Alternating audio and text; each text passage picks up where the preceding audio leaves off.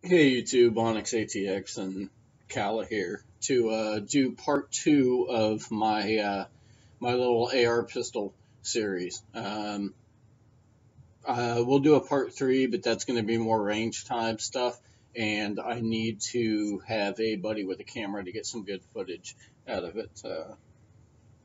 She apparently also likes AR pistols because she's been putting her head in my lap with it uh, and smiling this whole time working on the videos. So, first things first. This is an AR pistol. Um, it has been safety checked, but just so you guys know, this is not a rifle. This is not a SBR. This is a pistol. Please look at part one on things you guys need to know before purchasing or building an AR pistol. Now, this is extremely important. You guys know this stuff and look it up on your own. Don't just take what some guy on YouTube says about it. My goal is basically to let you know the things you need to look out for, and things that I found in my research about AR pistols and how to stay legal. I will say very firmly that do what you're gonna do. I'm not your judge, jury, and executioner. I can't tell you how to live your life. But if you wish to be a responsible gun owner and do the right thing and not break laws because you think you should have something and you deserve it, this is very, very, very important. This is a pistol. It has characteristics of a pistol. It is not a rifle. It is not something in between. Something in between would be an SBR, a short barrel rifle. That would basically be if this had a vertical grip, a rifle lower on the 4473, not other pistol. This is other pistol. And it had a stock on it. Or if it was once a rifle converted to a pistol. You cannot do those things. So please don't do them. If you want a rifle, get a rifle. If you want a pistol, get a pistol. If you want something in between, that something in between is an SBR, you have to go to your local law enforcement, ATF Form 1, and pay your $200 tax stamp. That is extremely important. Please, please, please, as a responsible gun owner and citizen, do not do something stupid and give us all a bad name and end up with a felony. Because creating an SBR is a felony offense. Don't do that. So, that being said, now get my assholeness out of the way. I'm not going to go into how to build this. If you're interested in building one, you guys should kind of already know that. You should know what parts do what, how they work, and it's more into the choices of what parts you want to use. So also keep in mind, guys, that when you're building something, you're the one doing quality control and you're the one doing test firing. If you blow something up or blow your hand off, that's your own damn fault. I would also recommend your test firing on any builds be away from you or mounted with a string or something in case it goes wrong. The main thing you probably want to be careful with is headspace issues and making sure that it's going into battery correctly and everything's functioning fine. There's not parts grinding against other parts, stuff like that, which you generally should be able to tell if you know your firearm and you know the platform and how it's supposed to behave. If you do not know how ARs are supposed to behave, please learn that before building something. While it can be safe and you can be really proud of it and it's a wonderful experience and you can make something awesome that you love, you need to have a base set of knowledge before going down that route. So this video is assuming that you already know that, you already know what parts do, how they work, and this is more about why I chose what I did for this build. But again, if you're building an AR pistol, please stay within the law. do not make an illegal SBR. And again, what constitutes that? Vertical foregrip, readily accept a stock, which this does not. This buffer tube has been essentially destroyed to make it unable to accept a stock. And you also don't want to have things designated as rifle parts on it, i.e. 4473 lower purchased as a rifle, or convert a rifle to a pistol. You cannot do that. So again, you have rifle, pistol, and SBR. You're not crossing between those three. You are making a pistol, and that's that. If you choose to commit felonies and act irresponsibly and break that law, sorry. I mean, you kind of had that coming. Again, I will also suggest you storing ATF documents discussing what is legal and what is not legal. You catalog everything, you record and timestamp your build procedure to make sure that if something does happen, because this is not a common weapon that people know a lot about, that you're covered. That being said, I know very educated people that have made all sorts of comments about, is that legal? Can you really do that? Yes, because you're creating it as a pistol, not a rifle.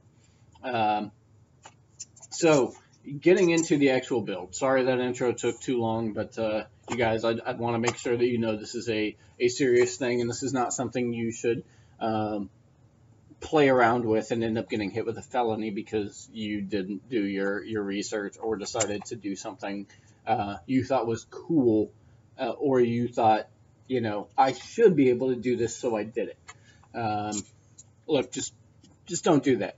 Play by the rules. If you're responsible and you're a responsible gun owner, act like it, please. So it's just an Anderson strip lower, nothing fancy, just your forged lower. And before I had any of the upper assembly at all, I completed the lower. So purchased the lower as other on the 4473 and made it very clear my intent was to construct a AR pistol out of this. So after that, I threw in a Palmetto State lower parts kit, and kind of the procedure for that, you know, put in all your little springs and detents and mag release and bolt catch and yada, yada, yada, safety. All those tiny little parts shoot out across the room and make you want to punch yourself in the face because you were a jackass and just sent a tiny little detent flying across your house and have no idea where to get it in the carpeting. So once that was constructed, the buffer tube was put on. Now here's where it gets kind of tricky. The the Magpul sling point here was installed. The buffer tube was put on and the castle nut in place. This was before I had the barrel or any of the upper assembly. So with that, we then took epoxy and filled in all the holes so it could not accept a stock, at least correctly. I mean, you might have been able to jam one on, but it wouldn't have latched. It wouldn't have been able to be positioned. Then we took paracord and wrapped it very tightly and then glued the paracord onto it. So now we have something that can't accept the positioning of a stock. A stock will not fit on it. And to solidify that, and for storage reasons, I'll go into this in a second, but this is a cane end cap that was put on the edge and then glued. As you can see, what super glue does to this material is essentially melts it. So the inside of this is then melted to the buffer tube. Now we have a buffer tube that can't accept the stock from dimensions and mechanically, and with the paracord being glued on, this castle nut cannot be pulled off easily to replace the buffer tube. So you can switch this buffer tube out, but you're going to have to destroy it in the process. To get this to a point where you could theoretically put a stock on it, you basically are going to have to destroy it, which is just it's not realistic. It's not readily accepting of a stock. So, in accordance with ATF guidelines, this is legal. Once that was done, we put in the Chip McCormick 3.5 pound single stage trigger, which so no paranoid, freak out paranoid people. Now, this trigger, hopefully you can see, has next to no travel and a very, very clean break. That's it. The reset is okay. It's good, but it's not like a Glock. It's not going to throw you off. So this makes it very good for follow-up shots as well as accuracy. That's it. Of course, over that, if I have gloves or something, there's the Magpul enhanced trigger guard on there with a Magpul MOE plus rubberized grip, where I can throw in, spare batteries for the EOTech, a spare firing pin, things of that nature. Also, when you're looking at certain triggers, and this isn't a bad idea just in general, but to put in the anti-walk pins. And what those do is you basically put them through and screw on the piece you can see here, and that prevents the pins from getting wiggled to the side or anything like that and throwing your trigger group out of whack. So once that was done, we have the full lower built. A buffer tube cannot accept the stock. We're good to go with the lower. Then we started working on the upper. And what this does is prevent you from having any short barrel upper that could be used against you as intent to create an SBR. So the process for this is you go through something very organized and documented and time-stamped. So all your parts, when you come in and actually get to building the pistol, you have the step before it taken care of, so you don't run into any sort of intent problems, or why do you have a short barrel upper completed but nothing else, and you have another AR rifle? That looks like you're intending to make an SBR.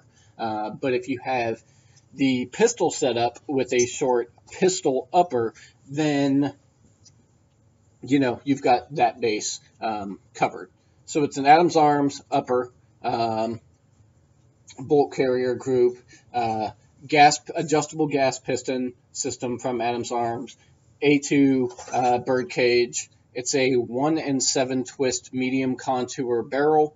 That kind of goes over, the most internals on this. And of course, XPS2 EOTech up top with Yankee Hill flip-up sights with the HK style front sight. On these, they're all metal. I will warn you, you do have to oil them when you get them because they're really, really tight and it takes a little bit to break in. So oil them and play with them for a little bit and then they'll be fine. But they're spring-loaded, so you press the button on the side, pops up, locks into place. There's a little wiggle, but it will stay up. If you do press them back really tough, the spring will push them back forward again. So you shouldn't have to worry about that. And you do have to depress the button to put them back down.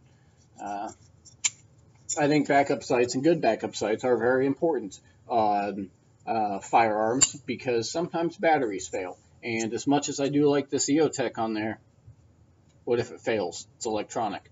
That's why my shotgun, I run an Epperlite M21 on there, and really enjoy that. But I got a good price on this EOTech and wanted to give it a go, and I'm pretty happy with it.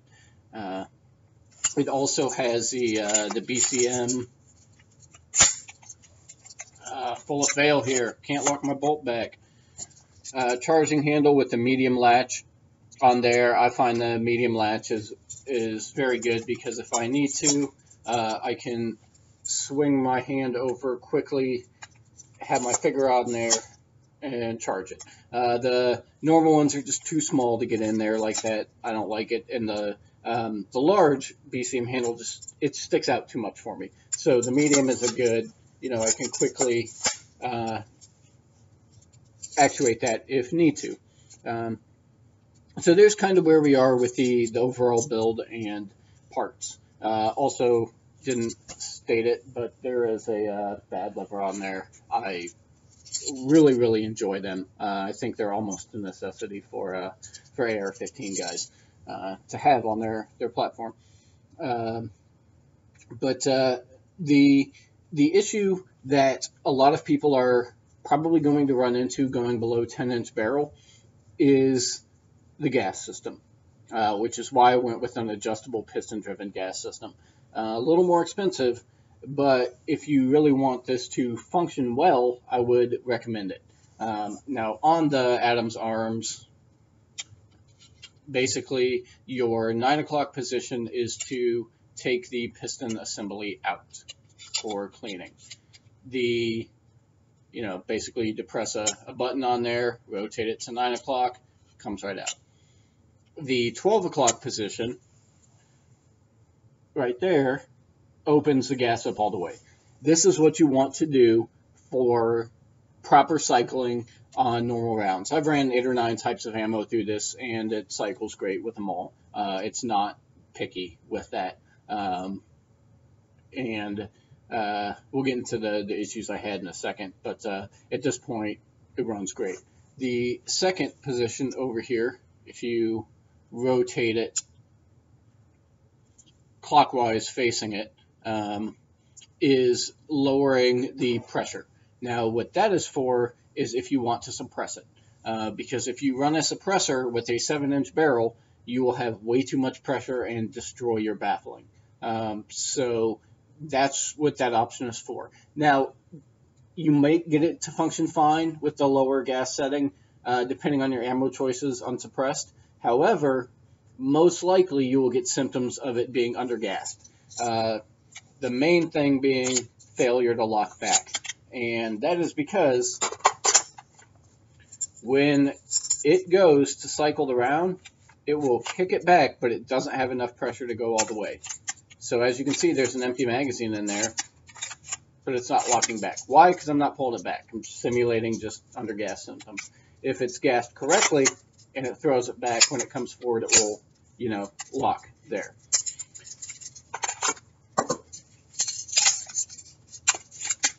So the third real setting on there, which then is all the way over to the opposite side you would use to take it out, cuts off the gas entirely. And how this would behave is, trigger gets pulled, round goes out, and nothing pushes the bolt back. You have dismantled the semi-automatic capabilities and turned it into a single shot. So to chamber the next round, there you go. Now, why would anybody want that? Well, if you are hunting, especially at night, and you want to go really quiet, say you're after a game and you don't want to wake up anybody that might live, around the next couple miles or scare other things, then you would, and of course you have a legal suppressor, put the suppressor on it, use subsonic ammo. That will generally not cycle correctly as it is. So you've already kind of crippled the rifle or pistol with a suppressor and subsonic ammo. This is not for this particular one. I'm just speaking in general here. However, on this pistol, if you were to have an adjustable gas piston system and turn it to off, you would have subsonic ammo suppressor very quiet. You would not hear the action or the weapon cycle. That's the reason for that. And then you could manually cycle it. But going into issues, obviously going this short a barrel on a pistol is notorious for causing problems. So I had, and I'm going to say 40 rounds. It could have been as low as 30, and it could have been as high as 50 for a break-in. Before I noticed I was not having any sort of malfunction. So it could have been within the, 20 or 25, but we'll just say a mag and a half for being sure on that. And what was happening? I was playing around between the low gas and full gas settings. So some of those were undergassing issues, and a couple others were just breaking in the pistol. Now, what had happened? Well, I had one failure to eject, and that was in a low gas setting. So it is what it is. I also had a few failures to lock back, where it just would, was having symptoms of undergassing. But keep in mind, this is brand new, so this is not broken in at that time. Once it was broken in after the, 30, 40, 50 rounds, no problems at all. Another 200, 250, maybe close to 300, I'd have to add it up, and no issues. Runs beautifully, the action's smooth, nothing out of whack. So I'm extremely happy with that. But that's just kind of a heads up. If you, build a new firearm and it has some hiccups, you might just have to break it in. That's just how things work. So performance, very, very happy with it. No issues at all there. But that's kind of the layout of the build. If anybody has any questions, let me know.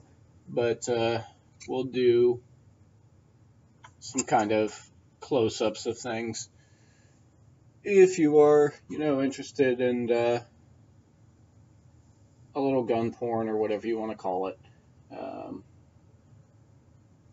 And then just to recap, Anderson lower Magpul sling mount, PSA internals kit for the lower, bad lever on there, anti-walk pins, the CMC 3.5 pound trigger, MOE plus rubberized handguard, P-mags, Adams Arms upper, Samson 7-inch free float quad rail, Adams adjustable gas piston system, A2 bird cage on the end, Yankee Hill backup iron sights, and the EOTech XPS2 on there, Adams Arms, BCG, and the BCM medium charging handle on there. May throw in an anti-safety, but at this point don't really care too much either way.